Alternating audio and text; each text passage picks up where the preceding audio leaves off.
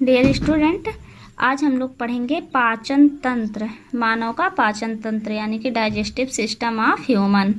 पाचन तंत्र क्या होता है, आज डाइजेशन के बारे में नहीं पढ़ेंगे, यानी कि पाचन के बारे में नहीं, केवल पाचन तंत्र पढ़ेंगे।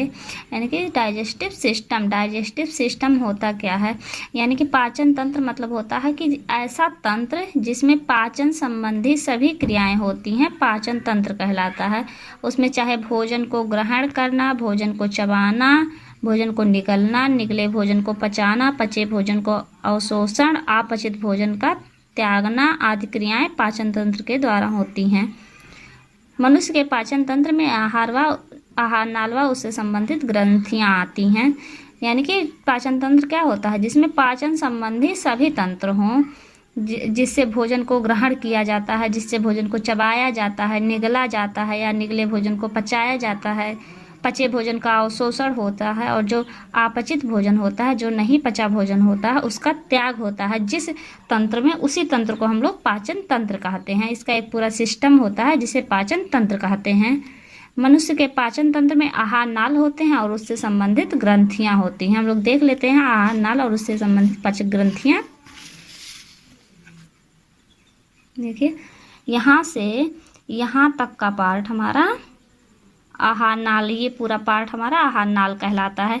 ये ग्रास नली, आमाशय, ग्रहणी, छोटी आंत, ये सब हमारा पूरा आहार नाल है। और ग्रंथियां कहाँ है, देखिए ये लीवर पाचक ग्रंथि है, अग्न्याशय पाचक ग्रंथि है, यहाँ होती है लार ग्रंथि है, वो सब पाचक ग्रंथियां होती है। जिससे पचाने वाले एंजाइम निकलते हैं उसे पाचक ग्रंथियां कहते हैं। इनसे अग्न्याशय से पचाने वाले एंजाइम निकलते हैं, पाचक रस निकलता है। इससे पित्ताशय पित्त निकलता है। ये सब पचाने वाले रस होते हैं जिन्हें हम पाचक ग्रंथियां कहते हैं। अब हम लोग देखते हैं मनुष्य का आहार नाल, एलिमेंट्री कैनाल ऑफ ह्यूमन। तो मनुष्य का आहार नाल, मुख से गुदा तक फैली आहार नाल 8 से 10 मीटर, लगभग 8 से 10 मीटर लंबी अत्यधिक कुंडलित नलिका होती है। यह निम्न भागों में बटी होती है।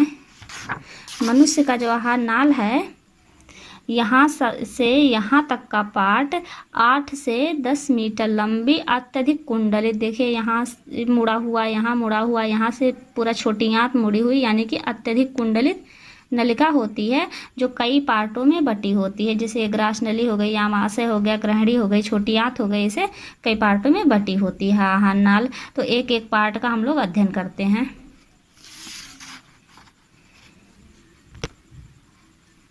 तो सबसे पहले है मुख या मुख गुहिका।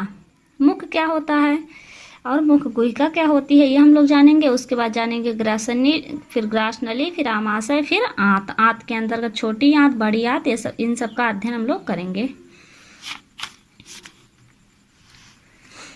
आगे है मुख या मुख गुहिका या ग्रसनी। मुख गुहिका तथा ग्रसनी। तो 2 होठों से घिरा एक मुख अंदर मुख गुहा में खुलता है। मुख में 32 दांत होते हैं। प्रत्येक जबड़े पर सामने 2 जोड़ी कृंतक, फिर एक रदनक, 2 जोड़ी अग्र चवर्णक, उसके बाद 3 चवर्णक होते हैं। 2 होठों से घिरा, ये ऊपरी होठ, निचली होठ, 2 होठों से घिरा मुख गुहा में खुलता है। यहाँ मुख गुहा, जहाँ हम लोग भोजन चबाने के लिए इकट्ठा रखते हैं, उसी को मुख गुहा कहते हैं। तो 2 होठों से घिरा, दोनों होठों से घिरा मुख गुहा में खुलता है। मुख गुहा होता है जहाँ खाली स्थान होता है, खाली स्थान को गुहा कहते हैं। ये मुख का खाली स्थान अर्थात ये मुख गुहा हो गया। तो ये मुख गुहा में खुलता है। और मुख गुहा में जबड़े में 32 दांत होते हैं। प्रत्येक जबड़े में 32 दांत होते हैं। प्रत्येक जबड़े में सामने 2 जोड़ी कृंतक, जो सामने का दांत होता है वो कृंतक, फिर एक रदनक, फिर 2 अग्र चवर्णक, इसके बाद 3 चवर्णक दांत होते हैं। अब हम लोग देखते हैं दांत की संख्या और उनके कार्य। दांतों के प्रकार, प्रत्येक जबड़े में दांतों की संख्या और दांतों के कार्य। तो दांतों के प्रकार, कृंतक, आगे वाले दांत को, सामने वाले दांत को कृंतक कहते हैं। ये कितनी होती है, 2 जोड़ी, यानी कि 4 दांत होती है। इसका काम क्या होता है? भोजन को कुतरना। ये भोजन को काटने का कार्य करती है। जितने भी शाकाहारी जंतु होते हैं, रेस्टोरेंट होते हैं, उनमें यही दांत, आगे का दांत बढ़ा हुआ होता है। जैसे गिलहरी, चूहा, ये इसमें बढ़ा हुआ होता है। ये भोजन को कुतरने का कार्य करते हैं। अगला दांत है रदनक। रदनक एक जोड़ी यानी कि 2 दांत होते हैं। ये भोजन को चीरने का कार्य करते हैं। ये मांसाहारी जंतुओं में ये दांत पाए जाते हैं। वैसे हम लोग सर्वाहारी हैं, इसीलिए ये सारे दांत हम लोग में पाए जाते हैं। लेकिन ये रदनक है मांसाहारी जंतुओं में बड़े बड़े, जैसे शेर में देखे होंगे आप, बगल बगल बड़े बड़े मांसाहारी जंतुओं में ये दांत निकले हुए होते हैं, ताकि वो मांस को आसानी से चीर सकें। इसका काम होता है भोजन को चीरना। हम लोग भोजन खाते हैं तो भोजन को चीरने का कार्य करते हैं। अगला है अग्रचवर्णक। अग्रचवर्णक होता है 2 जोड़ी यानी कि 4 दांत। इस भोजन को चबाना और उसका काम होता है पीसना। भोजन को चबाता और पीसता है। फिर है अगला चवर्णक। चवर्णक 3 जोड़ी यानी कि 6 दांत होता है। इसका काम भी वही होता है, भोजन को चबाना और पीसना। ये दोनों मिलकर चबा पीस कर भोजन को लेई की तरह बना देते हैं। दंत सूत्र, हम लोग जानेंगे दंत सूत्र। आई से होता है इंसीजर। इंसीजर माने कृंतक दांत। इंसीजर माने होता है कृंतक, यहाँ है इंसीजर। तो आई से इंसीजर। इंसीजर होता है ऊपर 2 दांत, नीचे 2 दांत, यानी कि 4 दांत हो गए इंसीजर। कैनाइन। कैनाइन 1 दांत 1 दांत। फिर है प्रीमोलर। प्रीमोलर ऊपर 2 दांत, नीचे 2 दांत। फिर है मोलर। मोलर ऊपर 3, नीचे 3। कुल मिला के हो गए 8 दांत। 2 1 3 2 5 3 8। इधर भी 2 1 3 2 5 3 8। तो एक जबड़े में एक तरफ का 8 दांत हो गया और दूसरी तरफ भी 8 दांत होगा, तो इसका मतलब हो गया 16 दांत। और 16 गुणे 2 यानी कि 32 दांत हो गए। दंत सूत्र यहाँ हम लोग शॉर्ट में सूत्र पढ़ ले रहे हैं। 21 23 बटे 21 23, यानी कि 2 दांत हो गए कृंतक, 1 रदनक, 2 अग्रचवर्णक, 3 चवर्णक। फिर 2 कृंतक, 1 रदनक, 2 अग्रचवर्णक, 3 चवर्णक। 2 1 3 2 5 3 8। 8 गुणे 2 यानी कि 16 दूनी 32, 32 दांत हो गए। अब इसके बाद पढ़ेंगे जीभ। जीभ यानी कि टंग। मुख गुहा के फर्श पर जीभ होती है जो भोजन का स्वाद चखती है। भोजन चबाते समय उसको उलटती पलटती है। मुख गुहा का जो फर्श होता है, यानी कि जहाँ हम लोग भोजन इकट्ठा करते हैं, वहाँ जीभ होता है। जीभ भोजन का स्वाद चखती है। जीभ से ही हमें पता चलता है कि भोजन कैसा है, तीखा है, खट्टा है, मीठा है, कैसा है, ये जीभ से पता चलता है। जीभ के ऊपर छोटे छोटे उभार पाए जाते हैं जिन्हें पैपिला कहते हैं। उन्हीं पैपिला से स्वाद का पता चलता है। और भोजन को चबाते समय उसको उलटती पलटती है, यानी कि पलटे का कार्य करती है, ताकि भोजन में लार अच्छे से मिल जाए। उसमें लार मिलाने में सहायता करती है। भोजन में ये लार मिलाने में सहायता करती है और चबाए गए भोजन को निगलने में मदद करती है। जब लार भोजन में मिल जाएगा तो भोजन निगलने में आसानी हो जाएगा। मुख गुहा का पिछला भाग ग्रसनी कहलाता है। मुख गुहा का जो पिछला भाग होता है ग्रसनी कहलाता है। ग्रसनी में एकदम अंदर एक बड़ा छिद्र होता है जिसे निगल द्वार कहते हैं, जिसके द्वारा ग्रासनली ग्रसनी में खुलती है। हम लोग ग्रसनी देख लेते हैं, ग्रसनी क्या होता है।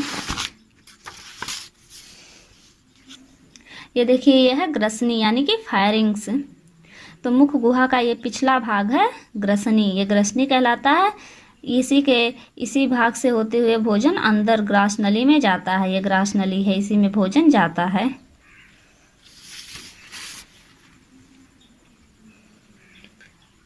फिर पढ़ते हैं भोजन नली, यानी कि या ग्रास नली या भोजन नली या ओइसोफेगस।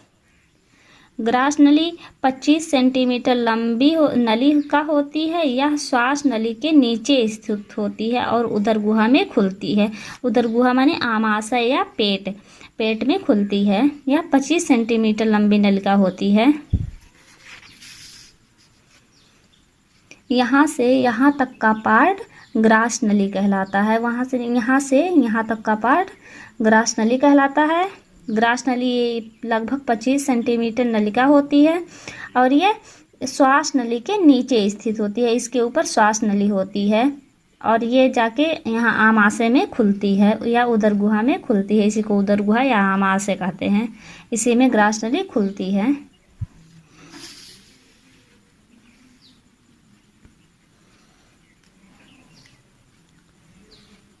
आमाशय की लंबाई लगभग 25 से 30 सेंटीमीटर और चौड़ाई 7 से 10 सेंटीमीटर होता है। आमाशय जे आकार के थैले के समान संरचना होती है। आमाशय की जो संरचना होती है जे आकार की होती है और इसकी लंबाई 25 से 30 सेंटीमीटर, चौड़ाई 7 से 10 सेंटीमीटर तक होता है। यह देह गुहा में बाईं ओर स्थित होता है, यानी कि आमाशय जो होता है हमारे शरीर में बाईं तरफ स्थित होता है। आमाशय की भित्ति में मोटा पेशी स्तर होता है और श्लेष्म कला का आवरण होता है, जिसमें अनेक आमाशय ग्रंथियां होती हैं जिनसे जठर रस निकलता है। यह आमाशय की भित्ति है। यह आमाशय की भित्ति में अंदर की तरफ श्लेष्म कला का आवरण पाया जाता है, जिसमें अनेक आमाशय ग्रंथियां होती हैं। इस ग्रंथियों से, यहाँ छोटी छोटी ग्रंथियां लगी होती हैं, इन ग्रंथियों से जठर रस निकलता है। जठर रस में अनेक एंजाइम पाए जाते हैं जो भोजन का पाचन करते हैं, और HCl पाया जाता है, हाइड्रोक्लोरिक अम्ल पाया जाता है, जो भोजन के साथ आए कीटाणुओं को मार देता है और भोजन को अम्लीय माध्यम में बना देता है। अब है आमाशय के कार्य, फंक्शंस ऑफ स्टोमक। आमाशय का कार्य होता है भोजन का पाचन, यानी कि आमाशय भोजन को पचाता है। भोजन का संग्रह, आमाशय भोजन को इकट्ठा करता है, इसी में जाके भोजन इकट्ठा होता है। भोजन को पतला लेई जैसा बनाना, आमाशय में भोजन एकदम कूट पीस के पतला लेई जैसा बन जाता है। भोजन के साथ आए जीवाणुओं को मारना, यानी कि आमाशय से HCl निकलता है। HCl निकलता है, हाइड्रोक्लोरिक अम्ल, जो भोजन में आए जीवाणुओं को मार देता है। अगला है ग्रहणी, यानी कि ड्यूडेनम। ग्रहणी जो होती है, ग्रहणी, ये यहाँ से यहाँ तक का पार्ट जो सी आकार की मुड़ी हुई संरचना है, इसी को ग्रहणी कहते हैं। अब आमाशय से आगे भोजन आ गया ग्रहणी में। यहाँ से भोजन शुरू हुआ, आते आते वो इसोफेगस, इसोफेगस से स्टमक, स्टमक से ड्यूडेनम, ग्रहणी में आ गया। तो ग्रहणी किस आकार की है? सी आकार की संरचना है। ग्रहणी सी आकार के समान की आकृति तथा लगभग 25 सेंटीमीटर लंबी होती है। ग्रहणी की लंबाई कितनी होती है? 25 सेंटीमीटर लंबी होती है। यकृत से पित्त नली तथा अग्न्याशय से अग्न्याशयी नली ग्रहणी में खुलता है।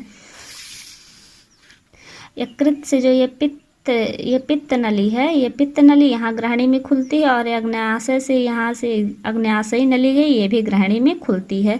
तो यकृत पित्त छोड़ता है ग्रहणी में, और अग्न्याशय रस ग्रहणी में छोड़ता है, जिससे भोजन का पाचन ग्रहणी में हो जाता है। अगला है छोटी आंत, यानी कि क्षुद्रांत या स्मॉल इंटेस्टाइन।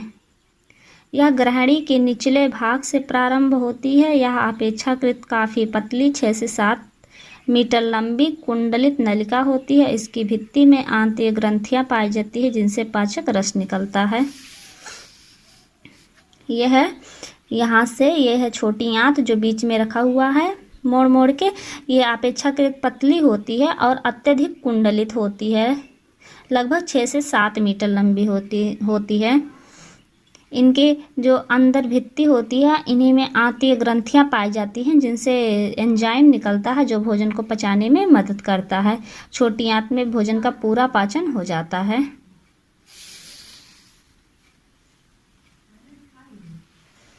अब है बड़ी आंत, लार्ज इंटेस्टाइन।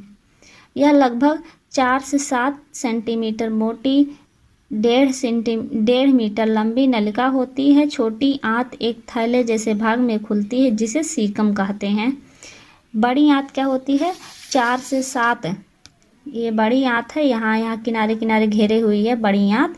ये 4 से 7 सेंटीमीटर चौड़ी होती है और लगभग 1.5 मीटर लंबी होती है। और छोटी आंत जहाँ इस पार्ट में खुलती है, उस पार्ट को सीकम कहते हैं। छोटी आंत यहाँ खुलती है, यानी कि इस भाग को सीकम कहते हैं। बड़ी आंत के इस पार्ट को सीकम कहते हैं। यहाँ छोटी आंत आके खुलती है।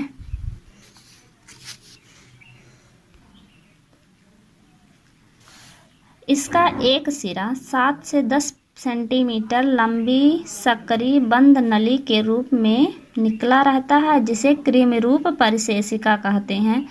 इसके दूसरी ओर मलाशय होता है। जो बड़ी आंत का एक सिरा होता है उससे 7 से 10 सेंटीमीटर लंबी बंद नली के रूप में एक नलिका निकली होती है। आप लोग को दिखाते हैं हम।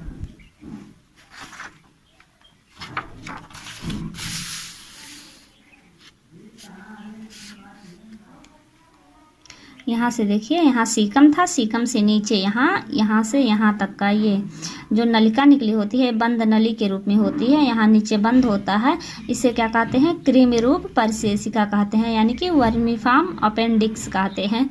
इसका शरीर में कोई काम नहीं होता है। इसीलिए क्वेश्चन पूछता है कि शरीर के अवशेषी अंग का नाम बताइए।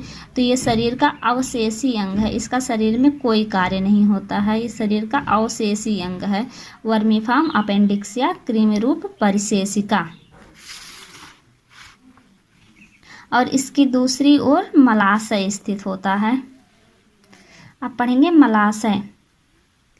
यह बड़ी आंत का अंतिम भाग है जिसे मलाशय कहते हैं। यह लगभग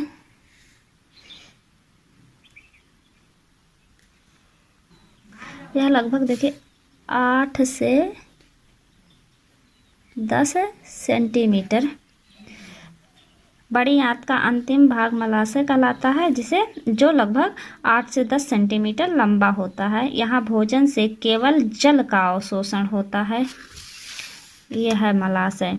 ये बड़ी आंत का अंतिम भाग है। यहाँ से यहाँ तक का पार्ट मलाशय कहलाता है। यहाँ से भोजन का केवल जल अवशोषित होता है।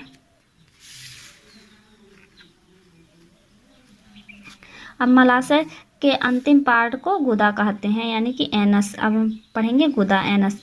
मलाशय का अंतिम भाग छल्लेदार मांसपेशियों का बना होता है।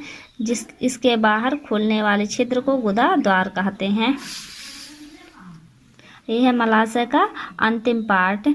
ये छल्लेदार मांसपेशियों का बना होता है, जिसे गुदा कहते हैं। इसके बाहर खुलने वाले छिद्र को गुदा द्वार कहते हैं। इसके अंदर की जो अंदर पेशी होती है वो अंदर अनैच्छिक पेशी होती है, और इसके बाहर की जो पेशी होती है वो उसमें ऐच्छिक पेशियां होती हैं। ये हम लोग का पूरा डाइजेस्टिव सिस्टम कंप्लीट हो गया। अब अगले वीडियो में हम लोग डाइजेशन पढ़ेंगे, यानी कि पाचन, कैसे पाचक रस निकलता है और भोजन कैसे पचता है।